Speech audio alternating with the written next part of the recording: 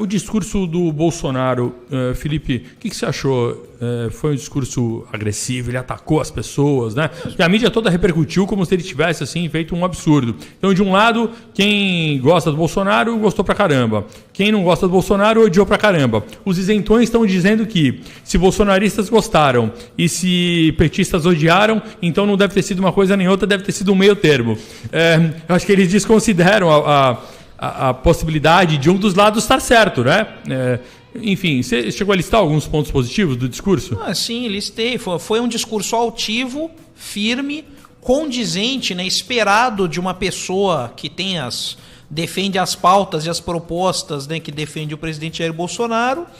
E, sinceramente, houve críticos, né? Que disseram que ele estava tratando de questões nacionais no cenário internacional, né, falando mal do PT na ONU, mas isso é normal. Todo representante, todo líder mundial que vai até a ONU, ele não vai lá falar do mundo, ele vai lá falar do país dele para os eleitores do país dele verem que ele está falando para o planeta Terra todo. Isso faz parte da política. É claro que até porque se fosse para ele falar para quem está presente lá, ele faria o discurso em inglês, né? Que ficaria muito mais fácil para todo mundo entender. Os discursos são feitos na língua nativa dos seus líderes, não porque todos que estejam lá sejam monoglotas, analfabetos e não falem línguas estrangeiras, mas justamente para que o povo do país assista aquilo e compreenda. A mensagem é para o mundo, mas ela se dirige ao Brasil.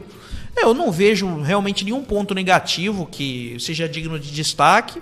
Acho que foi muito bem falado, da forma, com a entonação comum. O presidente parecia seguro, convicto do que estava dizendo. Não tenho nenhuma crítica a fazer. Ele foi transparente, né? Sim. Muita gente falou, mas ele poderia ter falado de outros assuntos.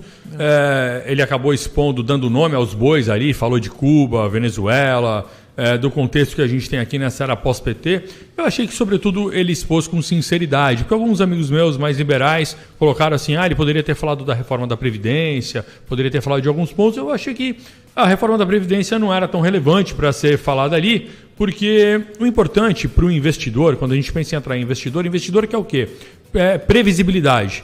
E o fato do Bolsonaro ser sincero traz um fator de previsibilidade. Mesmo que você não goste dele ou não concorde com ele, ele se torna previsível e isso faz as coisas funcionarem melhor. Marcelo Gonzaga, manda bala. Pode ser. Essa questão de tratar de coisas internas é bem maluca, porque todas as questões que ele tratou, a não ser que eu tenha lido outro discurso, né? Não assisti, mas li. Todas as questões internas que ele tratou têm repercussão internacional. Elas estão ligadas com questões internacionais. Uma das coisas que ele falou foi do risco que o Brasil correu de se tornar uma ditadura socialista. Bom, isso aí tem repercussões internacionais óbvias e claras. Outra coisa que ele falou dentro da questão supostamente interna foi o problema da Amazônia, que foi o que gerou inclusive problema com a França e com a Alemanha, que ele não citou, né? Ninguém sabia que ele estava falando da França especificamente.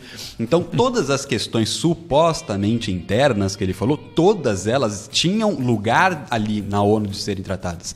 Se falasse da reforma da Previdência, aí sim eu ia achar esquisito. O que eles têm a ver com isso? Apesar de ser, como o Felipe falou, é um discurso que está levando em consideração também os nacionais, ele tem um lugar para ser feito, né? Aí não ia fazer o menor sentido, de fato. Eu outro dia tive um problema, né, com o meu ministro de Estado, se isso e aquilo. Esse tipo de discurso claramente não faz o menor sentido.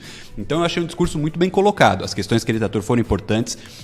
Ele trouxe à pauta uma questão muito curiosa, né, que era a questão da representação indígena, que mostrou que não há uma voz unívoca da população indígena, colocou as questões até um pouco assim, não espalhafatosas não é a palavra, mas exageradas de divisão de território, né? Que há um território imenso, que ele fez a comparação e eu até fui olhar não lembro qual foi, acho que foi no G1 que eu olhei aquele negócio de fato ou fake, né, que eles fazem essa questão. Aí eles quiseram falar que tudo lá era ou fake ou quase fake, né? Ele falou que a extensão da Amazônia é igual a de Portugal ou da Hungria, e não é. Tem 2.000 km² de diferença, entendeu? Então ele não estava exato. O número de policiais mortos no ano passado... do território indígena lá. Ele estava... Isso, da reserva da Amazônia deve dar uns... Não, aí ele falou da Europa Ocidental inteira. Isso é. E aí falou do negócio dos policiais, que morreram 400 policiais, aí tava lá, isso aí é fake, foram 350. Ou seja, eles estão querendo sacanear. Uma má vontade desgraçada. Checar a figura de linguagem com fatos, né? Que é o que eu estava querendo falar a respeito do que você falou do... Alguns gostaram, outros não gostaram, outros acharam que estava no meio termo. Eu duvido que vários deles tenham ou ouvido ou lido, né? Então eles ficaram só nessa questão do vou ver o que estão falando a respeito e aí eu me coloco adequadamente. De qualquer forma, eu não vi, como o Felipe, não vi nada de problema no discurso do Bolsonaro, achei que foi um discurso correto, não só de acordo com as pautas que ele tinha defendido desde sempre, como estava de acordo na defesa dos interesses nacionais, que é um negócio que faz tempo que a gente não vê, né, dos representantes eleitos. Então eu achei perfeitamente, como você falou, previsível.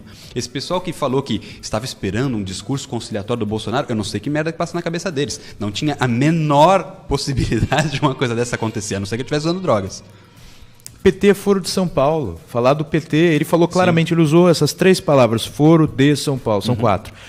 Ele falou claramente. Então você percebe que qualquer assunto que ele pegou, como disse o Marcelo, era um assunto internacionalmente relevante. Eu não tenho muito a acrescentar o que eles disseram, é isso mesmo, discurso assertivo, a maneira com que ele falou, para mim, foi excelente. Aquilo que ele falou, porque ele tinha um pouco tempo, escolher isso, não sei se alguém aqui prepara discurso, alguém da audiência, mas é muito difícil quando você tem muita coisa a falar, muitas opções, você escolher exatamente, parece que a escolha foi feita de forma magistral.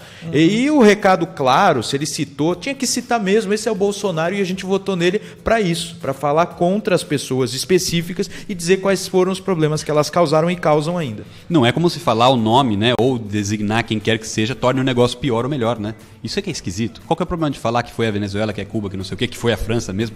Todo mundo sabe que foi, pô. Não inventou nada, todo mundo sabe. Quem Coisa fica ridícula. falando e não dá nome aos bois é a mulherzinha que briga com eles aí fica escrevendo indiretinha lá Não no é verdade? Facebook, Eu nem acho. isso aí. Batata.